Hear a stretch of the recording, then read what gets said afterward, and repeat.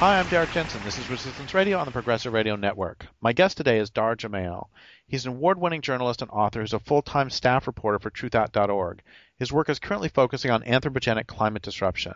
So first, as always, thank you for your tremendous work. And second, thank you for being on the program.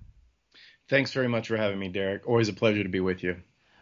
So I've heard through your reporting that something terrible is happening off the coast of Alaska. Can you tell me about that? The Navy is poised to begin what they call Northern Edge, which is a huge joint exercise they're doing actually in conjunction with the Air Force, Marines, and Army up in Alaska.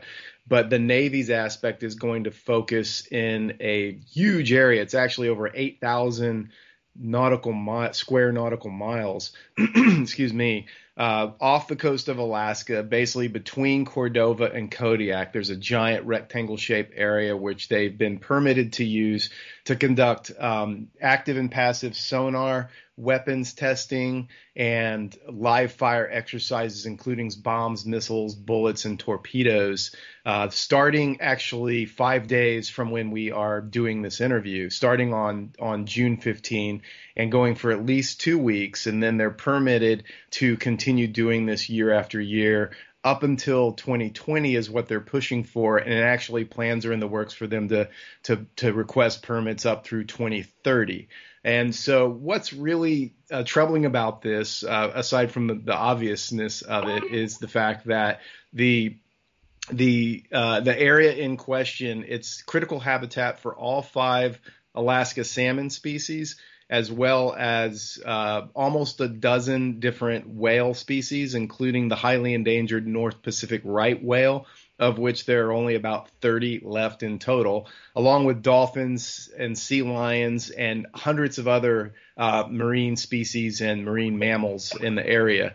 Not even to speak about the dozen native tribes living along coastal Alaska that are going to be directly impacted by their subsistence living being destroyed and damaged and poisoned. And some of these tribes include the Eskimo, the Eyak, the Athabascans, Tlingits, and the Shunak and the Aleut tribes, just to name a few. So that's what's coming, and it's extremely troubling because there actually have been and continue to be uprisings in the communities in coastal Alaska against this. For example, the cities of both Cordova and Kodiak have passed resolutions opposing the Navy's plans, but the Navy have basically thumbed their noses at these voices of protest and are loading up their bombs.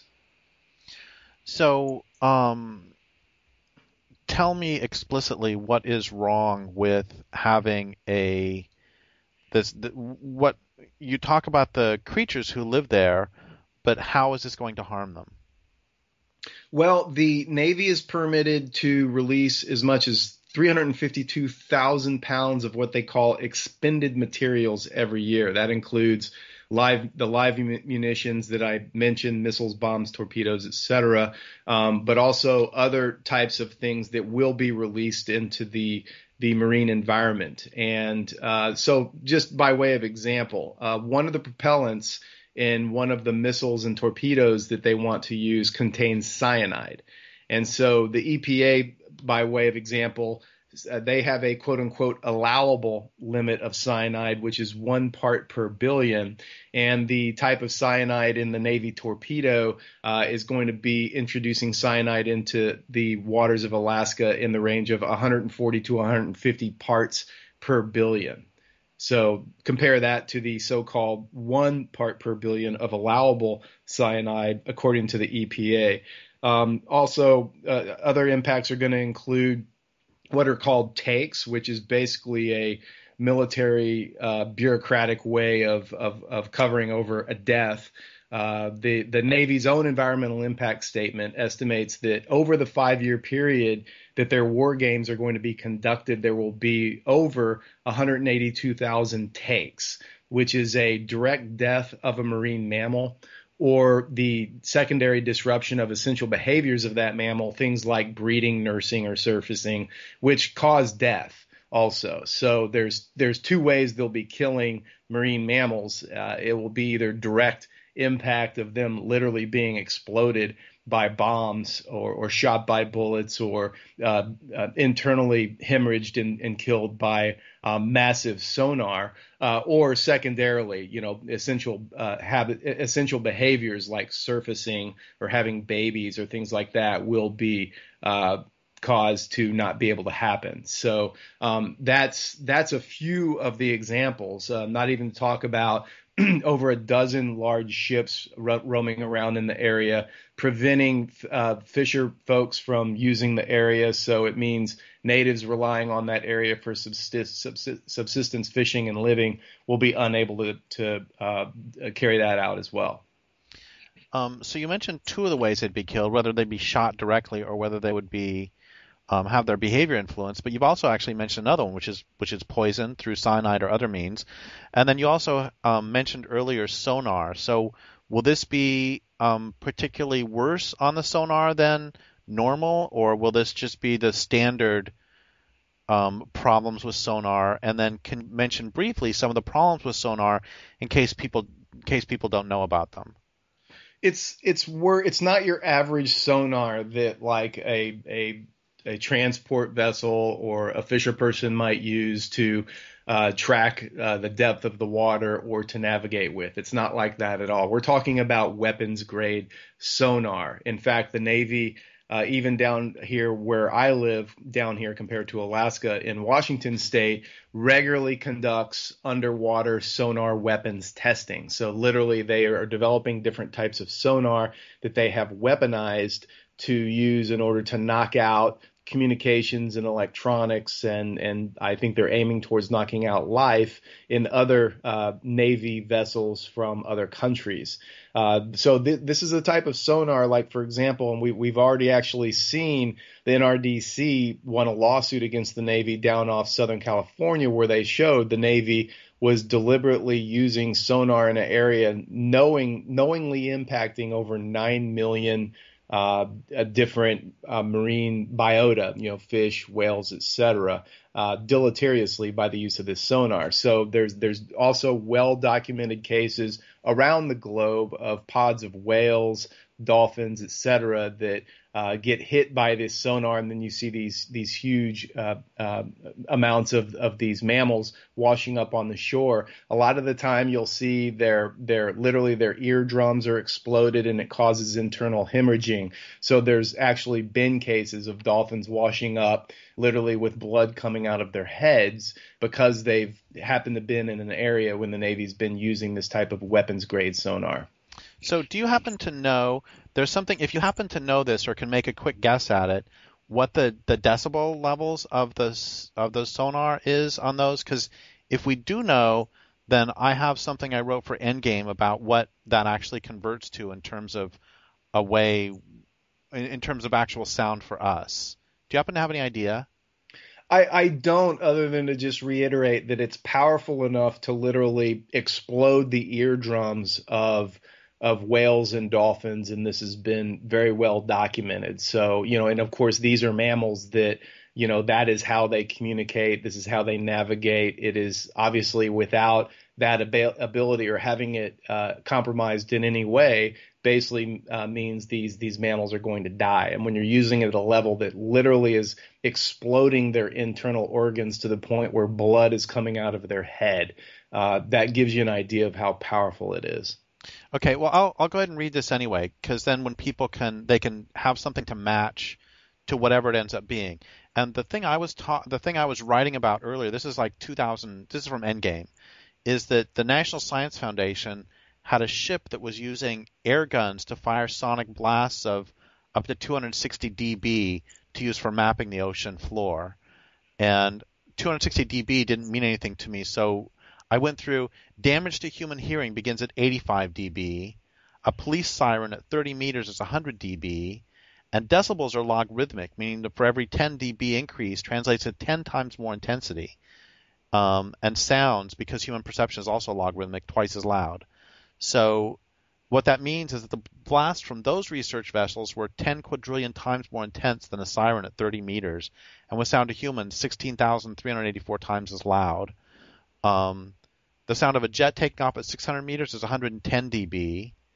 A rock concert is 120 dB, and whales and other creatures are subject to sounds 100 trillion times more intense than that. The threshold at which humans die from sound is 160 dB. Anyway, so that's just the whole thing of the sonic pollution of the oceans is something that scares me as much as almost anything else. It is, and I'm glad that you bring that up and make all of those direct connections to give people an idea of what we're talking about, because we're talking about the military developing sound in a way as to use it as a weapon. And so as though the oceans aren't already suffering enough from plastic pollution, which I know you've written about and talked about for decades, of the extreme amount of plastic pollution now that's insidious around all the oceans on the planet, to acidification happening from rising temperatures. And now the military on top of that decides we're going to go basically bomb and use sound weapons as much as possible up in what are absolutely some of the most pristine waters on the planet outside of Antarctica. I mean, because bear in mind, these waters in Alaska are at the end of an undersea current that is an upwelling, and this water is 1,000 years old. So this is why Alaska salmon are so sought after and so prized, because they are clean fish, they're pure, and the Alaska salmon brand relies on it. And it's another reason not to commercialize this, but it is important to think about when, again, talking about the people in Alaska relying so heavily on the salmon for both subsistence and for a way to earn a living up there, and all of that is being compromised. And so that's it's creating an interesting phenomena, whereas the Navy's actions are actually starting to cause some collaboration between people across a political spectrum that normally really wouldn't mix. Well, let's talk about those alliances in a moment, but before then, let's talk about potential reasons for the military doing these exercises, apart from the fact that this culture has a death urge and is destroying the planet. We'll just take that for granted and leave it aside for now. What is the rationale for doing these exercises up there? Yeah, and I mentioned this in the article too, that how the Navy is basically increasingly focused on possible future climate change wars up in the melting waters of the Arctic, and in that context just has no intention of caretaking the environment when it comes to conducting its military exercises. So, what's amazing to me is I was literally I was in Alaska getting the ground data for this story, doing interviews. I went to Cordova, I went over to Kodiak, I passed through Anchorage, talking to people all along the way. And then I came back home to Washington State to write this story. And I live right on Puget Sound. I live right on the Strait of Juan de Fuca. And while I'm writing this story up about this impending naval exercise up in the Gulf of Alaska, the largest exercise of its kind in that area, in the over 30 years the Navy's been doing these exercises up there. And while I'm writing this story up, literally about 2 miles from my house out on the Strait of Juan de Fuca, Shell is bringing their giant drilling rig over to the port of Seattle, where it's going to tie up. This is right during the lead up to the activism and all of the news that came out around that time of against Shell and their drilling plans up in the Chukchi Sea. And literally, as I'm writing this story about the naval war games, they're positioning these rigs up in Seattle, getting them ready to start bringing up to Alaska to start their drilling. So it doesn't take a genius to see the writing on the wall as to the timings of these. It's not a coincidence. The Navy is getting ready to protect so-called U.S. interests, to go up into the Arctic. They're racing Russia. They're racing other Western Scandinavian countries to do the same thing. Basically, anyone that has any kind of a border with the Arctic, everyone is in full preparation to go up there for basically the race for what's left of to try to tap into this oil that's been under the ice up there, and it's been prohibitively so that people couldn't access it. But the Navy itself, and I wrote about this over a year ago, they conducted their own study, and they estimated that all of the Arctic ice we would start to see ice-free periods in the summer in the Arctic starting by 2016 was their estimate. And if we look at the current satellite data, the mapping of the ice both in extent and volume up in the Arctic, just a couple of weeks ago it came out that in the entire satellite era, right now, the Arctic ice is at its lowest extent and volume on record. So it certainly does look like it's on a pace where it's not out of the realm of possibility now that by late summer 2016, meaning late August, early September, we'll probably start to see those ice-free periods. So that's the context in which all of this is happening. The military is getting ready. That's why there's this massive uptick in wargaming across the entire country, not just the Navy, but on land. The Air Force is doing things. The Marines are doing things. All of this massive wargaming because the military is positioning itself for future potential wars against Russia and China, but also the race for the Arctic resources is clearly very high on their agenda. This is one of the things, one of the differences between a lot of my writing and a lot of the writing of other, a lot of environmentalists or nature writers or whatever, has been that it's really clear to me that there won't be a voluntary transformation to a sane and sustainable way of living. And what you're saying right now is just one of the best examples I can think of for this, that instead of being completely horrified that the Arctic could be ice-free and will be ice-free soon, that instead they are looking at it with what can only be deemed lust for the resources that will be made available. And I find it impossible to express through words the disgust, contempt, and hatred that makes me feel. I agree, and have had the same experience, Derek. One reason I wanted to do this article was I lived up in Anchorage for 10 years. That's where I was living when the Iraq War broke out, and my work as a journalist is what ultimately brought me out to move out of Alaska. But I love the state, meaning I love the nature there, and I loved going into the mountains and going out on boats with people into the waters and camping and climbing, and I just reveled in the powerful natural beauty of the state. And of course that includes the oceans and the wildlife and the marine mammals. And when I learned of the Navy's plans, and I wanted to go up there and report on it, kind of out of a protective urge for this place that is so close to my heart.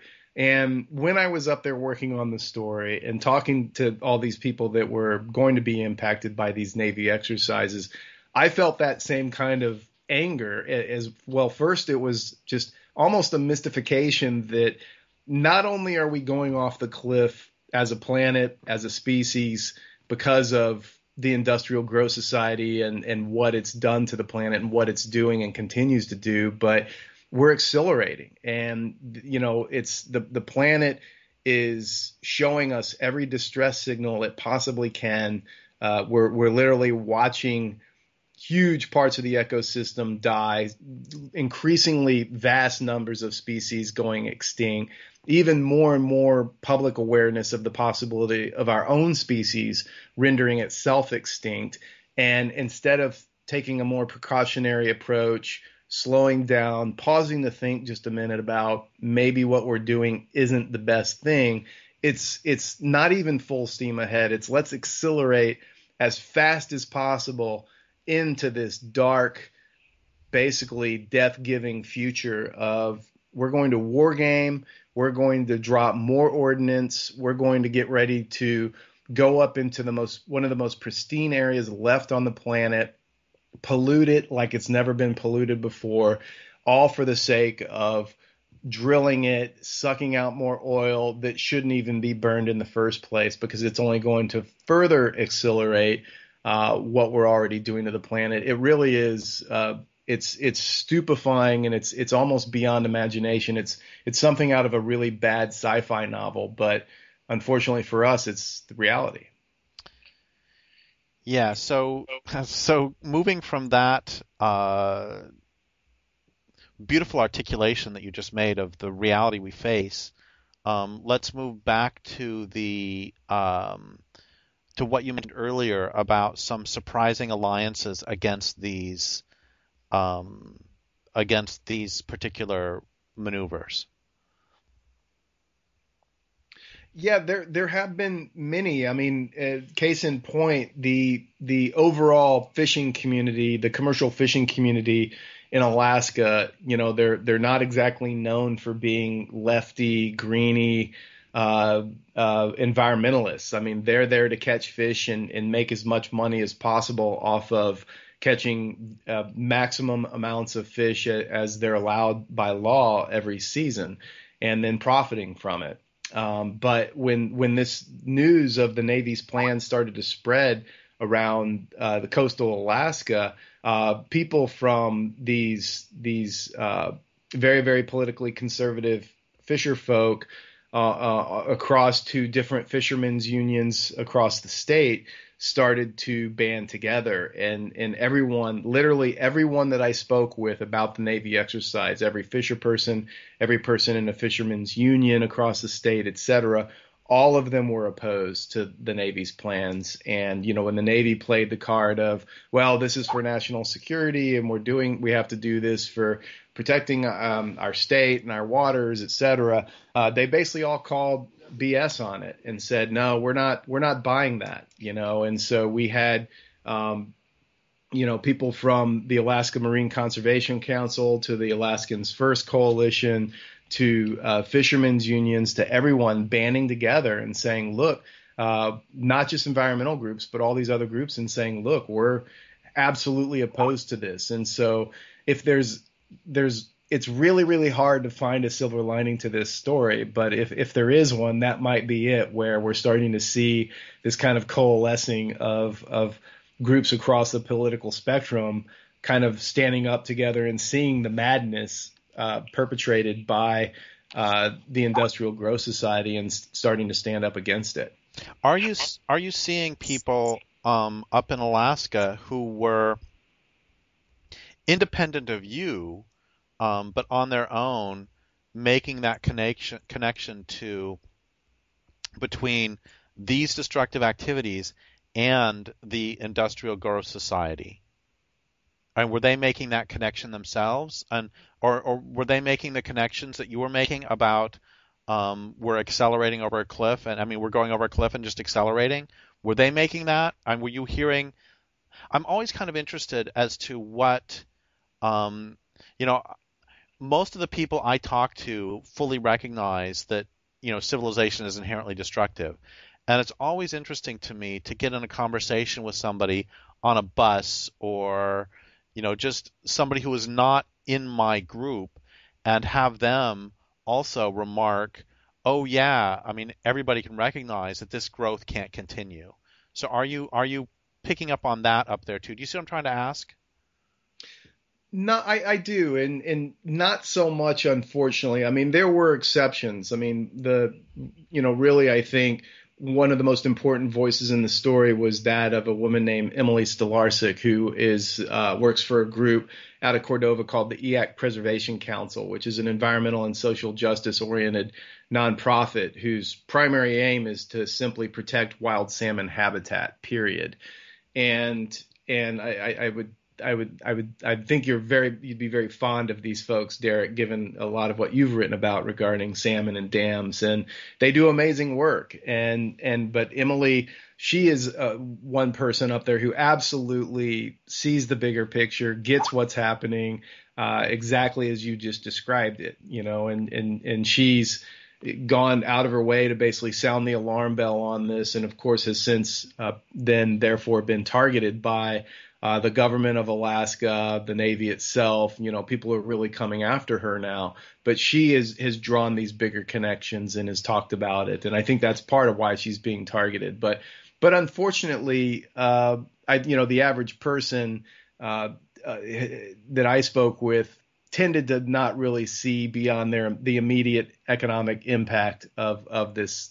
And that was really, for a lot of folks, that was their primary motivation, is like, well, we can't lose the Alaska salmon brand. We can't have it come out where these are contaminated in any way, because if that market tanks, we're in big trouble. So they're looking at it from strictly an economic perspective. But, Emily Stolarczyk, there was some folks I spoke with over in Kodiak who also got the bigger picture. But unfortunately, in general, it was not so often the case that I was speaking with people that really were connecting all the dots.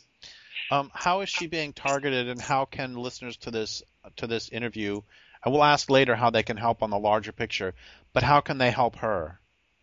Well, I think, first of all, she's been targeted by, for example, the Navy's come out and tried to discredit her, even though Emily has gone out of her way to quote directly from the Navy's own environmental impact statement. It's online. People can look it up themselves. And she literally is using quotes. She's been going around giving a PowerPoint presentation to fishing communities around the state. And the Navy's come after her and said, look, you're not giving accurate information. And she's saying, well, look, I'm quoting directly from your own Navy-generated environmental impact statement. And yet they continue to come after her and accuse her of causing trouble, of inflating figures, of misrepresenting facts, et cetera. And given the military and how deified they are by mainstream America and by the corporate media, as kind of this benevolent force that is only there to protect us, which is absolute nonsense. But because of that misperception, most people still tend to believe the military as though they're moral. And she's been targeted by, then, of course, Senator Lisa Murkowski, hardcore right-wing, anti-environment, pro-corporate profit, pro-fossil fuel industry, pro-military senator up there in Alaska. And she basically sent her fisheries person, the state fisheries person, down to meet with Emily. And this is a person who went on to actually call her on her personal cell phone at night and cuss her out and threaten her to the point where the person later emailed her an apology for it. So she's, there's been bellicose threats, bellicose language used against her from this person, from the Navy itself. The Navy's gone in and found anyone in these communities who could potentially be on their side and actively work to turn them against Emily Stolarczyk and the EAC Preservation Council, trying to demonize them, putting out false facts, trying to make it as though the EAC Preservation Council isn't actually working to preserve critical salmon habitat, which is their stated purpose. So basically negative propaganda campaigns run against her and the organization that she runs for. And what can people do to support her is, I think, other people need to take up the fight against the Navy and get up on the facts of the story, understand what the Navy is planning on doing, and basically join in the fight and not necessarily come to try to work directly alongside Emily Stolarczyk, but to understand the relevance of her work and the importance of it, and people even down here, because these types of Navy war games are happening off the coast of Alaska, Washington, Oregon, and certainly California, and have been for a long time. So anyone in proximity to those coasts, this is our fight too. And all of us need to be talking about this. All of us need to be getting this into the media and getting as many activists involved as possible, people that might have other ideas of how they might be able to help out. So I want to come back to that in a minute, but there's another topic I want to hit for a second, which is you mentioned Murkowski, who, I have multi-generation hatred for her with, Murkowski, her father was just as horrible. And so and you and I both fully recognize the institutional and social natures of this, but who are some of the specific villains too who have been Um, like we know that the removal of the Elwha Dam, Slade Gorton, the senator from Washington, made it his agenda to specifically delay that as long as he could. So who are some of the specific and once again, I don't want to personalize this too much, but who are some of the specific villains of this? Who are some of the real proponents, some of the people who've gone out of their way to support and to promote these particular actions? Well, I'll talk in Alaska, definitely Lisa Murkowski, Congressman Don Young up there. I'm sure you're it's another of my favorites. Way too familiar with his name. Yeah, this guy is quite the piece of work. So those are the two primary sources up in Alaska that are always, no matter what, full steam ahead with anything the military and the fossil fuel industry wants. So those are two people that absolutely folks can count as villains in this story. They are actively working against the interests of nature and the planet in every possible conceivable way. But then, we go on down the state, and using my state just as a case study, Washington State, for example, we have Governor Jay Inslee, who paints himself as the green governor. And when I first moved here, I thought, yeah, this guy's doing a lot of good stuff. He's taking climate change issue on head on. He's saying a lot of the right things and sometimes doing some of the right things. But when you look at how deeply embedded the military is in this state and how much money the state gets from their presence here, and I'm sure the same can be said for California, this is a governor who knowingly accepts what the Navy is doing here, is not taking a stance directly against their wargaming that is already going on here, as well as future wargame plans for the state of Washington, and is basically in their back pocket. And that would include Derek Kilmore, one of the representatives here, and numerous other political so-called representatives. And I'm sure the same can be said in California. And I think people who hear about this and think, oh, well, they're Democrats, so they wouldn't do this, or they proclaim themselves as being a little bit more left politically. That's irrelevant in this story with the military. The military is so embedded in these states, and there's so much money being brought into the states by their presence that you'd be hard pressed to find a political so-called representative that is not on the take. And that gives you an idea of why there isn't any real political pushback against these exercises. I don't know if you want to deal with this or where you might want to go with it. You can ignore it if you want, but there's a line that's always stuck with me that we all know that the military is a giant corporate welfare form and a giant form of Keynesian stimulus. And there's always the question, since capitalism relies on subsidies, why can't they just subsidize nice things instead of bad things? And back during the whole B-1 bomber fiasco back in the 70s, George McGovern asked somebody at, I think, Lockheed Martin or whatever company it was that was building them, he said, hey, so you just care about money, right? You don't actually care about building bombers, right? And the guy said, yeah. He said, so if I can get Congress to pass a law saying that we will give you money to build school buses instead of build B-1 bombers, will you do it? This is George McGovern, famous liberal. And the guy said, sure, we'd do it. And then they both just burst out laughing because the whole notion was so absurd because they knew it could never happen. I mean, is there anything you want to do with that?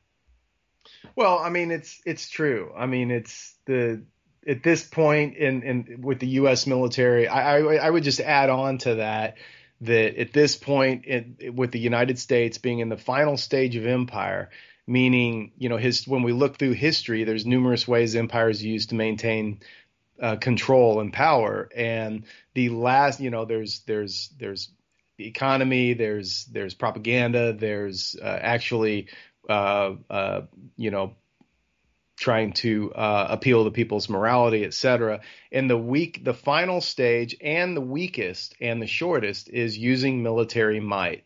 And this is why when we saw, like with Rome, for example, the final stage was they had pushed the military frontiers out as far as possible and put all their resources into maintaining and growing the military, and then it collapsed relatively shortly thereafter. And that's exactly what the U.S. is doing. We're talking about, today while we do this interview, we have news of them setting up yet another new U.S. base in Iraq and sending more troops over there. There's, these domestic military exercises that are pushing new bounds of what's ever even been done before, looking at expanding up into the Arctic, preparation for wargaming against Russia and China in the future. I mean, that's exactly what the military is doing and being used to do now. It's over 50% of all U.S. taxpayer money goes directly to the Pentagon in one way or another. And so how are we not already doing that? And I think it's just important to keep in mind that, I think that just kind of underscores what you just said, Derrick, where, the preposterous idea that something could be done differently. I don't think anyone could really take it seriously at this stage of the game, because everyone understands what's happening with the military, that it's really kind of the final weapon that the U.S. government is using geopolitically at this point.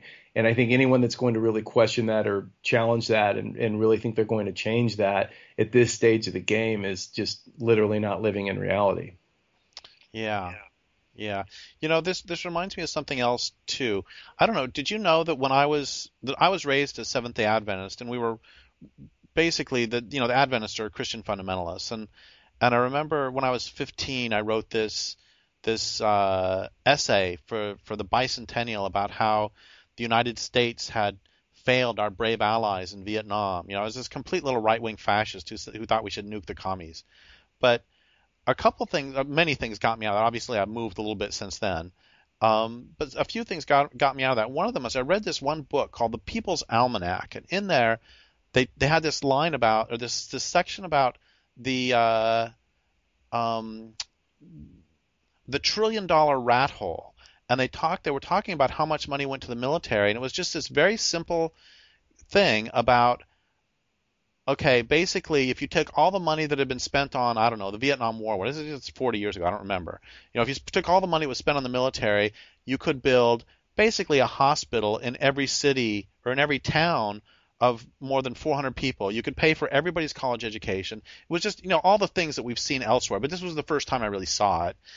And I remember also seeing this figure that it cost about $500,000 for every person in Vietnam that the United States military killed.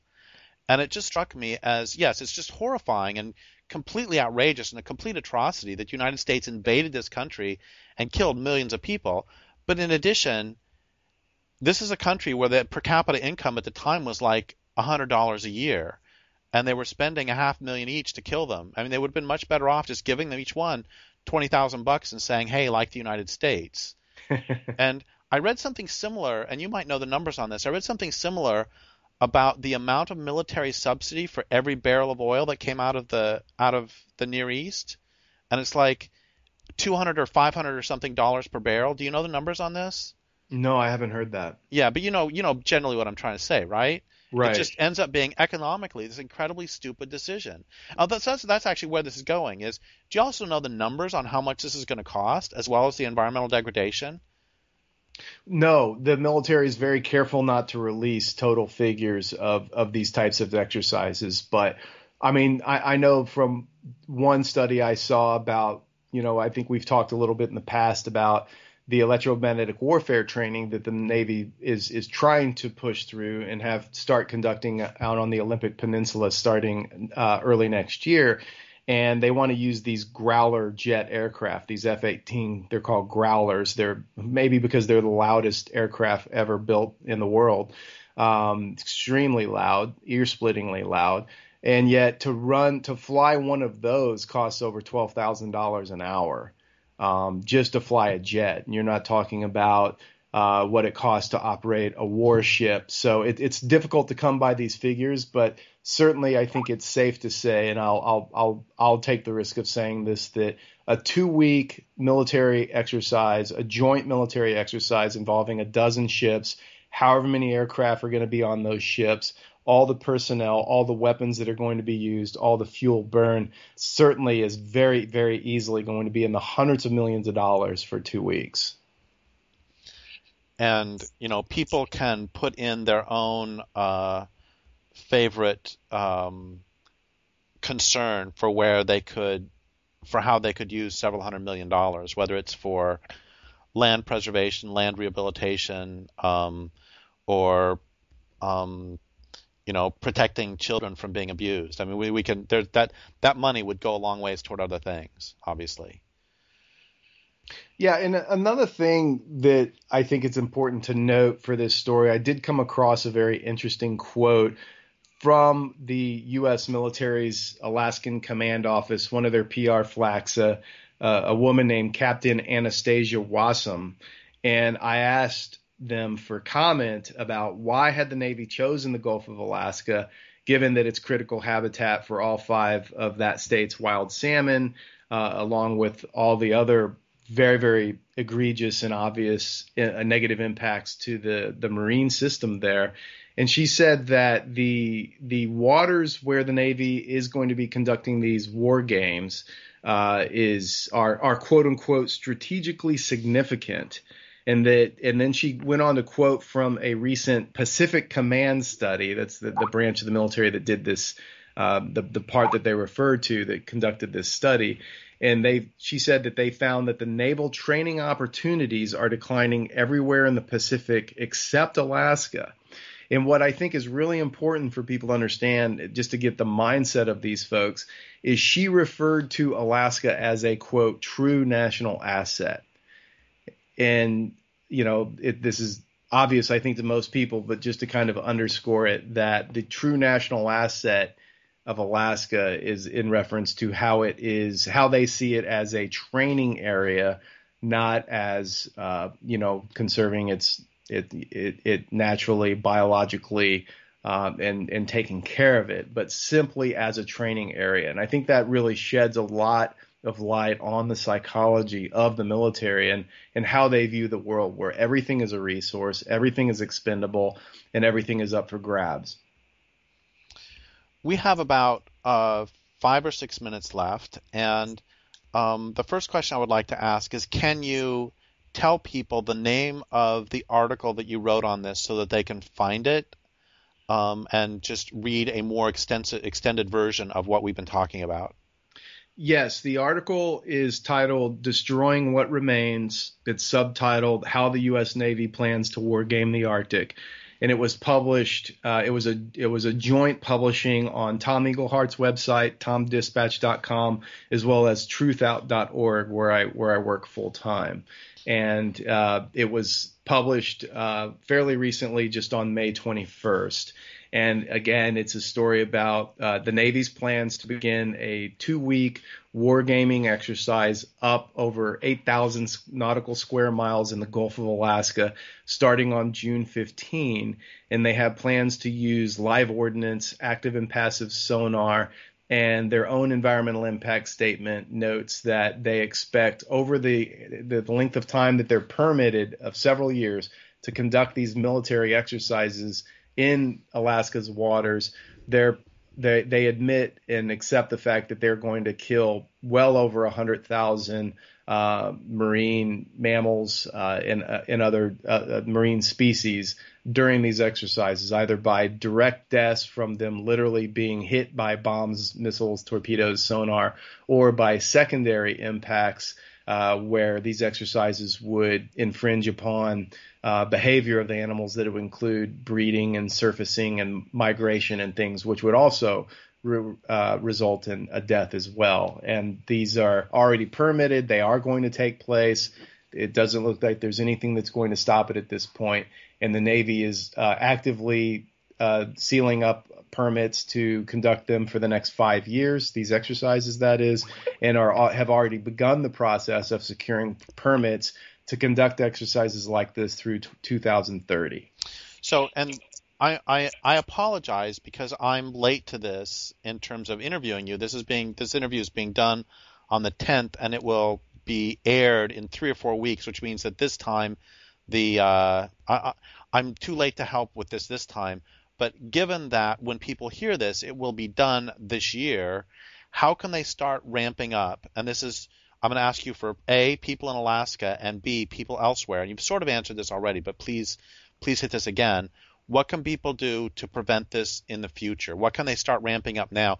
Because, honestly, if they just hear about it 3 days before it happens, there's not much you can do anyway. So let's start preparing for next year. What do you want people to do? Absolutely. It's not too late. I mean, I know that there's been a lot of frustration that people feel like, well, we failed. We haven't been able to stop this. But no, this is just the beginning. These exercises are going to ramp up. They're scheduled to continue. As I just said, they're already looking through 2030 to conduct exercises like this. And people need to understand that this is happening in Alaska and around Alaska, but also off all of the coastal U.S. states. And there's a massive domestic military expansion happening everywhere. And people need to become aware of this and make others aware of it and start fighting it and start raising hell and start being as vocal about it as possible and get this information out, because it's only ramping up. We're seeing it happening. It is opening up a window where there can be some collaboration happening across multiple political lines between people resisting it. And we're starting to see it. And it does dovetail in with the battles against the pipelines and the fracking that we're seeing down in Texas now, across the Midwest, where really interesting alliances are being formed between, some pretty right-wing political groups, as well as some pretty hardcore left-leaning groups of environmentalists and other activists. And this is an interesting window that I think we're in now, and that people can start to take advantage. But absolutely, the story is it's kind of evergreen. It's not ending. It's really just kind of beginning a new phase of this domestic military expansionism. And the sooner people get involved in this, the better. So that would be a good place to end. But actually, can you take like 1 or 2 minutes to I think your work is just so fantastic in general. Can you give people an overview of some of your other work? Sorry to only do 1 or 2 minutes, but can you talk about, say, your books or anything else?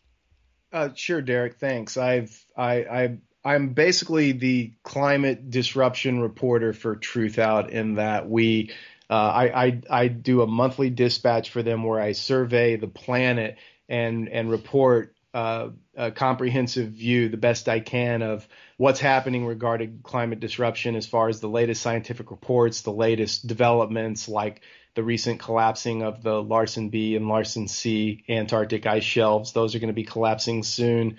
New eras starting in the Arctic and things like this. I do other environmental related stories, and focusing on methane releases that are happening across the Arctic, and other positive feedback loops related to climate change. Although I do also still conduct some general environmental stories. I just released a story on the dangers of oil trains, even when they don't derail and explode and turn themselves into fire bombs, basically taking out entire small cities.